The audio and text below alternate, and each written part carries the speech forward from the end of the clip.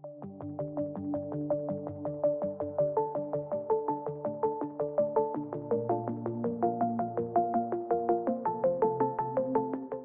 students, welcome to Answer Writing program. Today we are going to discuss 3 questions taken from Oceanography topic. As we know, this is the part of GS1 Geography.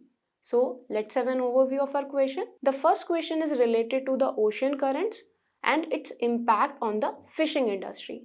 The second question is related with the vertical and horizontal distribution of the temperature in an ocean. The third question is related to the formation of tsunamis and why eastern coast of India is more vulnerable to the tsunamis. So let's start with the first question. The first question is saying, what are the factors that influence the ocean current? Discuss the impact of ocean currents on the fishing industry of the world. Let's try to understand the demand of the question. Here we have two demands. The first demand is related to the factors which influence the ocean currents. So we have to tell about what are the different factors which influence the formation of the ocean currents, and in the second part of the body we have to discuss about the impact of ocean currents into the fishing industry of the world. So these are the demand of the question. Since we have given the command as discuss, so we have to discuss about it, we have to give the examples related to it. So let's start with the introduction. Here in the introduction, we are going to define the ocean currents. What are the ocean currents and what importance in general these ocean currents are having. So for example, here we have given that ocean currents are continuous, predictable and directional movement of the sea water. So these are that kind of movement of the water which is continuous, predictable and this is in a particular direction. The second important factor about the ocean current is it covers a large scale of the area of the sea water, and these are the continuous movement of the water, and because of this continuous movement of the continuous movement feature of the ocean current, they provide a very important insight about the Earth's information, and along with it these are very crucial for Earth's climate and weather patterns. To understand the Earth climate and weather patterns, these are important, and these also influence the weather across the globe, and they play a very crucial role in distributing heat, nutrients and marine life across the world's ocean.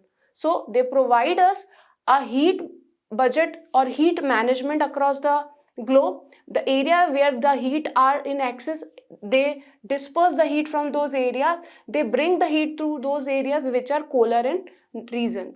So that is the importance of the ocean currents which we have discussed in our introduction. So here in the body, in the first part of the body, we are going to discuss about the factors that influence the ocean currents. Okay, so we have to talk about the different factors such as winds and different forces which are impacting it. But before starting to the body, just try to understand the availability of different kind of currents across the world, and then we'll be approaching the body. So here if you see this diagram, you can find out two kind of currents.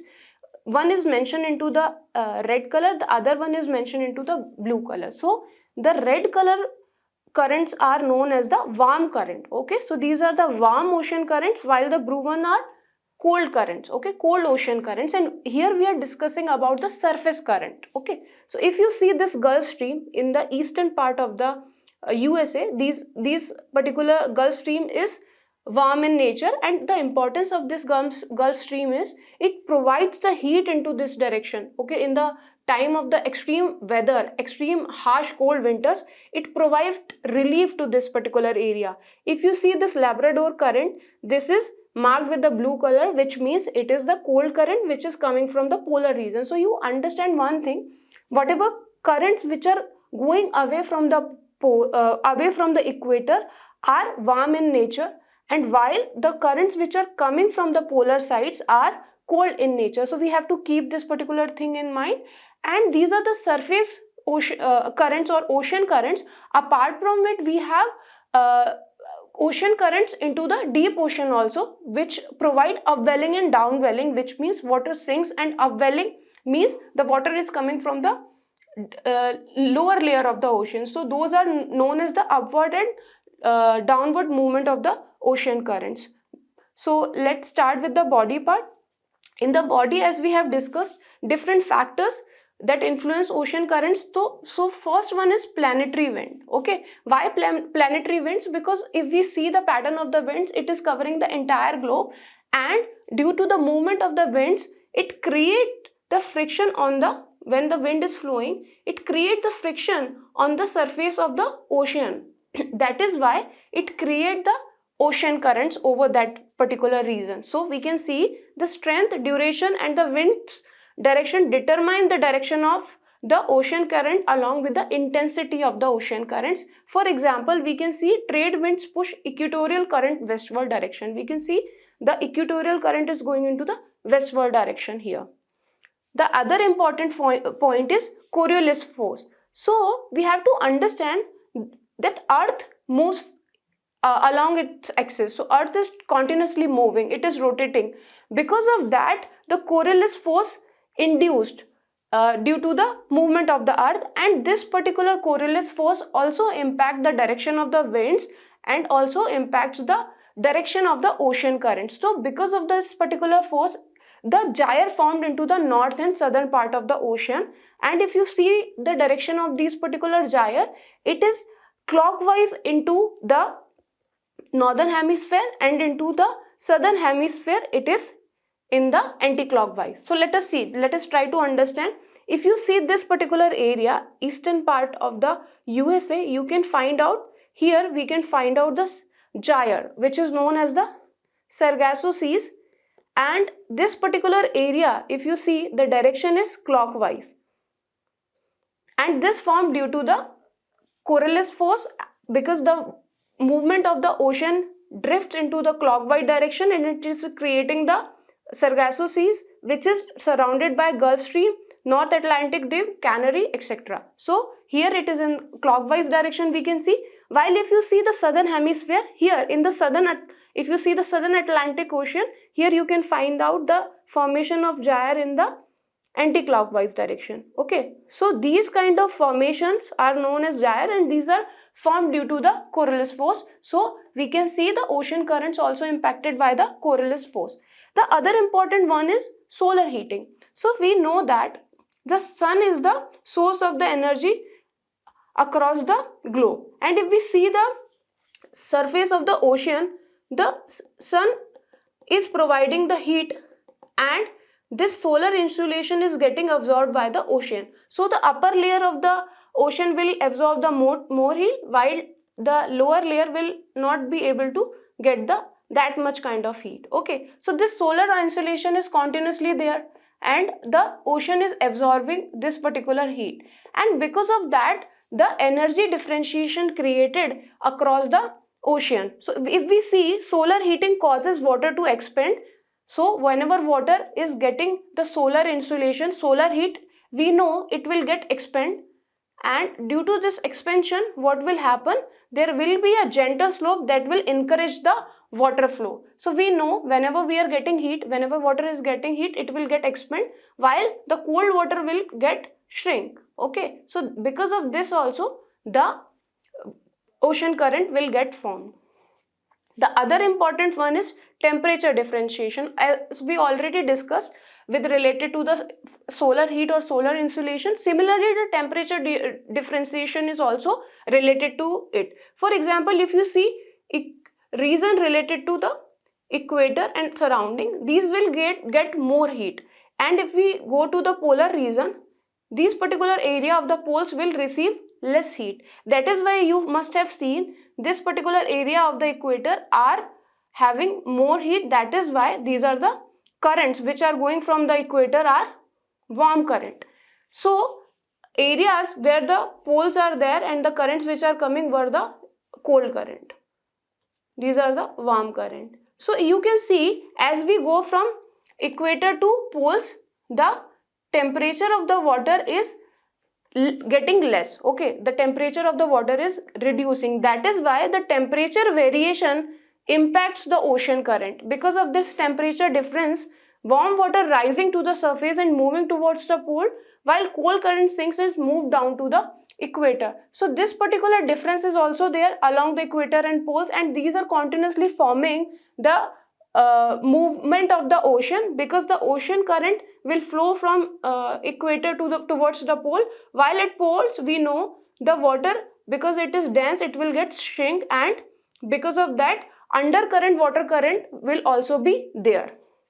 The other important point which we have to keep in mind is related to the salinity difference. So we have to keep one thing in mind, the relation between the temperature. We know as the temperature increases, the density reduces, okay, and as the temperature reduces, the density increases. So this less, the water which is high in density, it will try to shrink, it will try to sink, and the water which is having lesser density, it will get expand. So because of this also we have seen how the water is moving from one direction to other direction and causing ocean current. Similarly, the salinity is also related to the density. So we have to understand that the water is which is high in salinity, the water which is having high salinity would have more density, and as we know, the water which is having more density, it will try to have the tendency to shrink.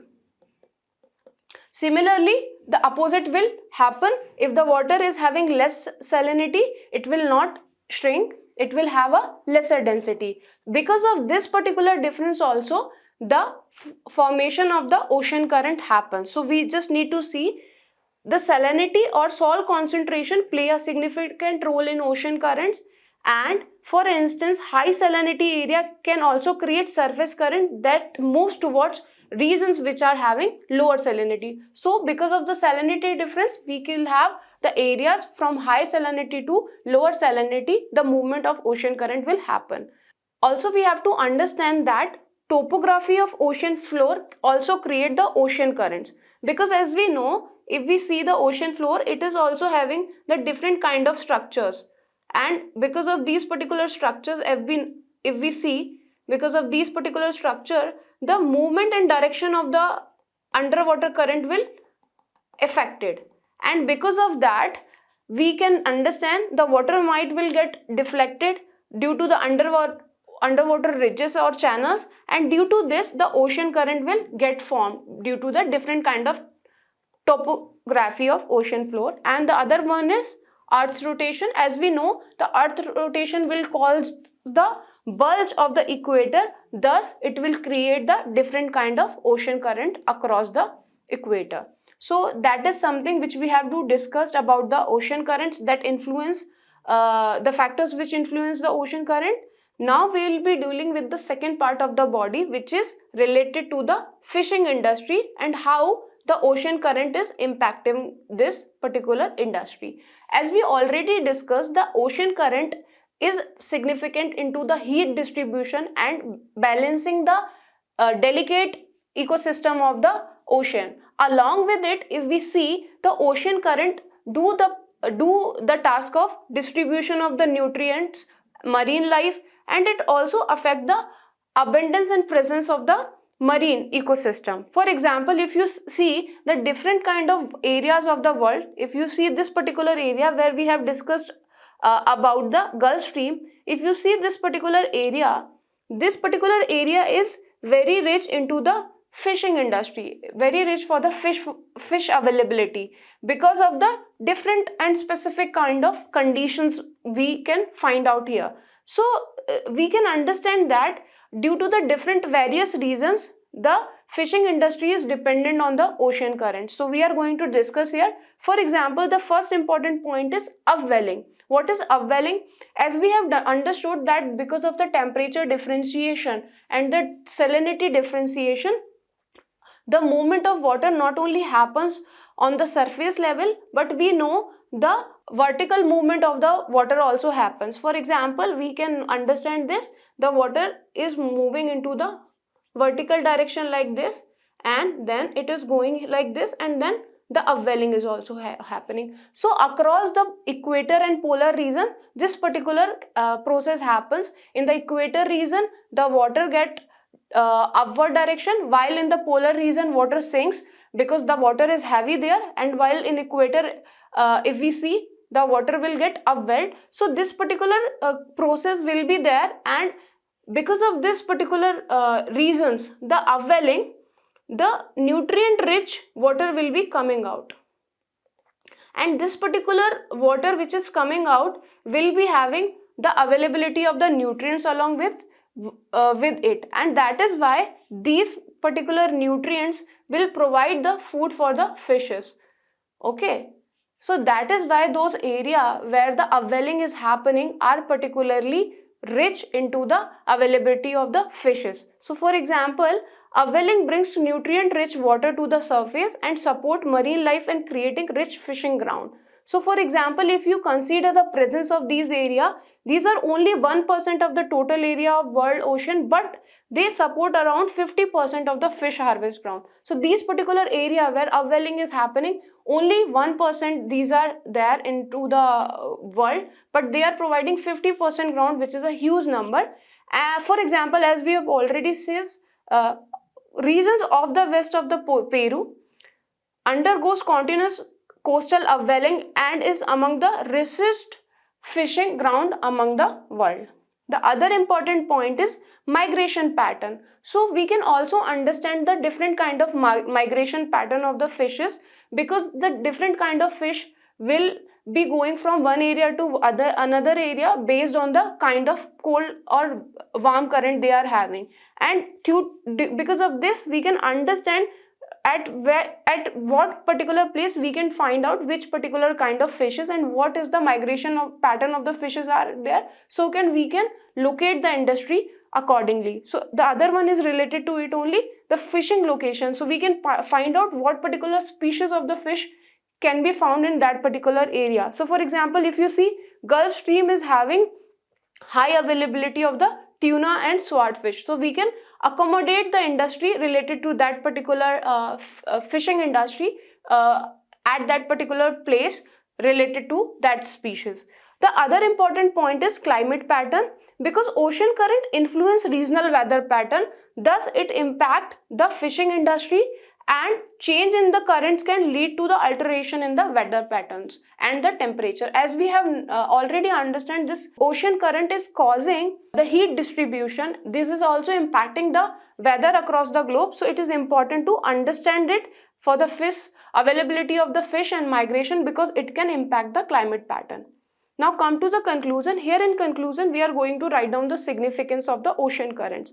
So these are very important not only for global fishing industry, but also we can understand that these can tell us about the different kind of weather, climate related activities, and also it is vital for the industry's sustainability and the human survival also, because the coastal communities around the shore are dependent on these particular industry of fish catching and related activities, and studying and monitoring these ocean currents is very important, so that we get enabled to manage and preserve ocean currents for future generation, because we are seeing the temperature of ocean is continuously increasing, and it is also impacting the pattern of the ocean currents and the movement. So that is why it's become very important to understand it accordingly. Now let us go through the model answer. Here in introduction we have defined it, what ocean current is, and then we have provided factors that influence ocean currents, and in the second part we have defined or explained the role of ocean currents for fishing industry, and then in conclusion we have written down about the importance of it. Now let us discuss the second question, which is saying, discuss the factors that affect the vertical and horizontal distribution of the temperature in the ocean. Let's try to understand the demand of the question. Here we have to tell about the two things. The first one is the factors which influence the vertical distribution of the temperature in the ocean, and in the second we have to tell about the factors which influence the distribution of the horizontal temperature in the ocean. So we'll be taking up these two particular separately in our body. Now the keyword is discuss, so we'll be discussing about the factors and we'll be providing some of the example related to it. Now try to understand how we are going to write down the introduction with related to this particular question. Here in the introduction we can explain the role of the ocean temperature for having the marine ecosystem. So what importance the temperature is having with respect to the sustainability of the ocean and the ecosystem of the ocean. So we can write down that the vertical and horizontal distribution of temperature is very important because it play a crucial role in global climate, ocean circulation and health of the marine ecosystem. Because in the first question we already have seen how temperature is causing the ocean circulation. Along with it, it is also important for the global climate and health of the marine ecosystem, and also it is a major factor in determining the density of the seawater, which also affects the ocean circulation and movement of the nutrients. As we already have seen how the density is related with the temperature and salinity. Variation in temperature can also create gradients that drive upwelling and downwelling. So we already have understood that how the temperature variation make changes into the density of the water, and thus we are having upwelling and downwelling process happening in the across the globe, which is causing the upwelling nutrients and the fishing grounds we are having related to that. So we already have discussed there, and we can write down in introduction related to that only. Now come to the body. In the first part of the body, we are going to write down how vertical distribution is dependent on the various factors. So what are the different factors we are having? First of all, try to understand the difference between the vertical. So see, vertical and horizontal we are talking about. Vertical means, suppose this is an ocean, okay? This is the ocean. So vertical means with respect to the depth, okay? We are talking about the change into the temperature with respect to the depth. While when we are talking about the horizontal, which means we are talking about the various factors which are causing change into the surface temperature of the ocean, okay? So vertical means we are talking about the with different layer how the temperature is getting changed, or how the different factors are causing difference into the temperature vertically, okay? So first part is related to the vertical temperature variation, okay? So the first important one is depth of the ocean, okay? Why depth of the ocean?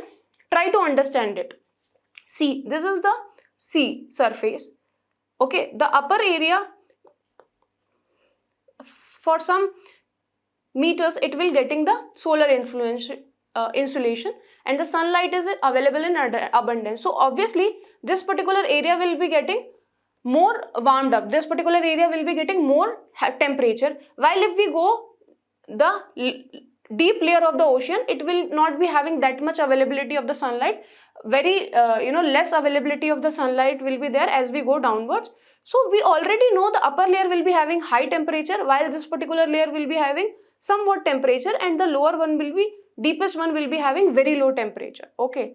So this particular difference in the temperature we can see is due to the solar insulation, and with depth the availability of sunlight is getting less. So we can see that, now let us try to understand. We can see that the depth of the ocean increases, temperature decreases, and this is because the sunlight is available to not able to penetrate into the depth of the ocean, and the pressure on the water column increases. As we go downwards, the pressure is also getting increased. So related to this only, there is a curve we can form. So if we see the temperature, so this is the temperature related curve, while this is the depth. So initially if you see, somewhat temperature is going to be same, okay? But if we somewhat temperature is going to be same, but then the temperature will suddenly, it will sharply decrease, okay? So here if we see somewhat temperature, if we see the upper surface, somewhat temperature is same, while here after that, after like around 400 meter, the temperature is somewhat after that the temperature will rapidly decrease. This is known as the thermohaline, which means the temperature is suddenly reducing with respect to the depth, and after that almost the temperature will be constant. So initially also temperature is somewhat same, between 20, you can consider around 22 to 25, okay, in between, not exactly in between this, and then the temperature will suddenly decrease, and this is known as the thermoline, and then the temperature will be almost constant. So this we have understood with related to the vertical temperature distribution. Now let us try to understand the second important point, amount of mixing in the water column. So whatever water is mixing up will also create the difference into the temperature. So water column is another factor that affects the vertical distribution of the temperature. Vertical mixing brings deeper colder water to the surface and cooling the surface water. This can caused by winds, current and the convection. So whenever the water is coming there and it is mixing up, it is also creating the difference into the temperature. And the other one is salinity of the water, because high salinity have a high density and the water is heavier.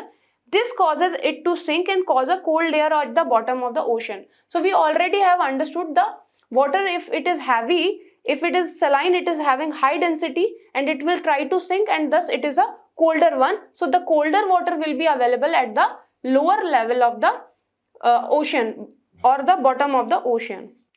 Now let us discuss the second part of the body, that the horizontal distribution of temperature in the ocean is affected by which factor.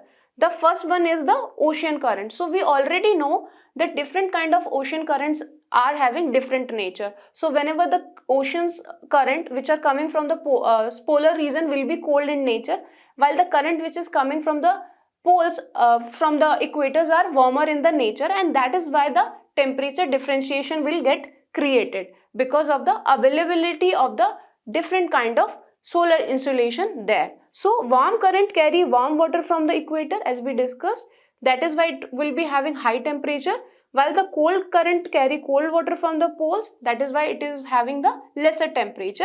And this is because the equator area is having the more solar insolation, more solar heat. If we go to the upper latitudes, the temperature decreases. So the related point is this only, the latitude, the temperature in the ocean generally decreases with the increasing latitude. If we go to the pole, the temperature will reduces. The other important point is wind. As the surface ocean current is immediately impacted by the winds, because it is creating the friction also, and it is immediately in the contact with the water. So the different kind of winds will provide the different kind of mixing also. So that is why the surface layers of the ocean bring warm and cold current together, and they also redistribute the temperature. Thus it also impact the horizontal distribution of the temperature. And the other important point is air temperature. So we know the temperature of air is also getting changed into the different seasons. So for example, in the winters the air will be cold, while in the summer it will be having the high temperature. So these are also going to impact the surface temperature, okay, the surface water temperature, and that is why the horizontal distribution will get changed. Let us try to understand. Air temperature is generally warmer during the summer, and that is why the surface water of the ocean will become warm as well. And in the winters the air temperatures are generally colder, which is going to create the colder water at that particular point of time. And the other important point is related to the horizontal distribution of temperature is unequal distribution of the land and ocean water. So if you see the northern hemisphere, it is having availability of more land mass, while the southern hemisphere is having more availability of the oceans. That is why this unequal distribution of land and ocean creates the temperature difference between the northern and the southern hemisphere ocean water. And because we have to understand, the land can get heat easily, and this can disperse its heats to the surrounding water bodies. So we can say that the unequal distribution of land and ocean is also an important factor for horizontal distribution of the temperature.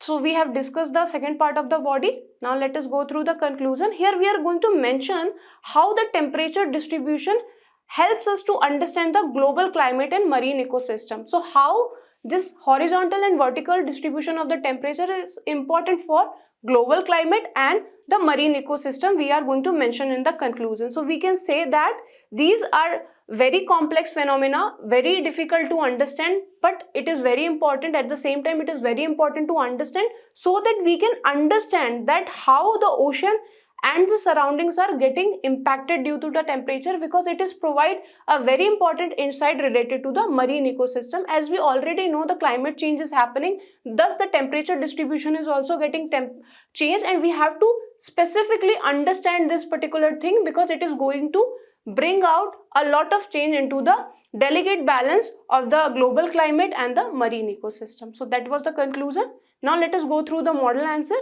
In introduction, we have provided how this particular phenomena of the vertical and horizontal distribution is important and how it is playing a role related to the nutrients availability and the heat distribution. Then we have provided with respect to the factors of vertical distribution of the temperature and horizontal distribution of the temperature, and then we have talked about the importance of it. Now let us discuss the third question, which is saying, explain the phenomenon of formation of tsunami. The eastern coast of India is more vulnerable to tsunamis than the western coast. Give reasons. Okay, so let us try to understand the demand. We have to explain how the tsunamis are formed. Okay, this is the first part of the body which we have to deal with. The different kind of reasons through which the tsunamis are forming, and in the second part we have to explain why the eastern coast of India is more vulnerable, and we have to provide some of the reasons related to it. That is the second part of the body.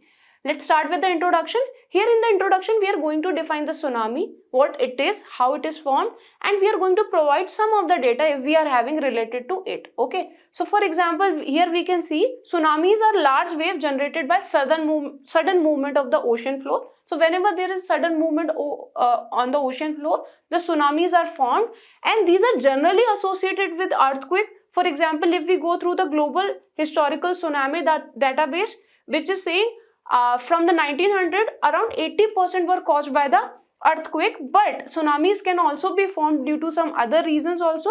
For example, submarine landslide means the landslides are happening inside the ocean floor, and volcanic eruption and other impacts also might be there. For example, asteroids, etc. So these are the introduction which we have discussed.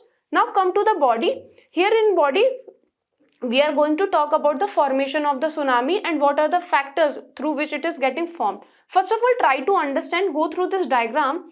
As we have already seen what tsunamis are, these are the series of extremely long waves, okay, which is generated due to the sudden displacement of the ocean, okay, which we already know, sudden or any kind of movement which is happening on the ocean floor, which is causing the disruption into the that particular floor, and that because of that the kind of force is radiated in the all direction, and because of that it is crossing the entire basin. The waves formation is such that it is radiating in all direction and it is causing the entire ocean basin disruption. So that is something which we have already discussed in introduction.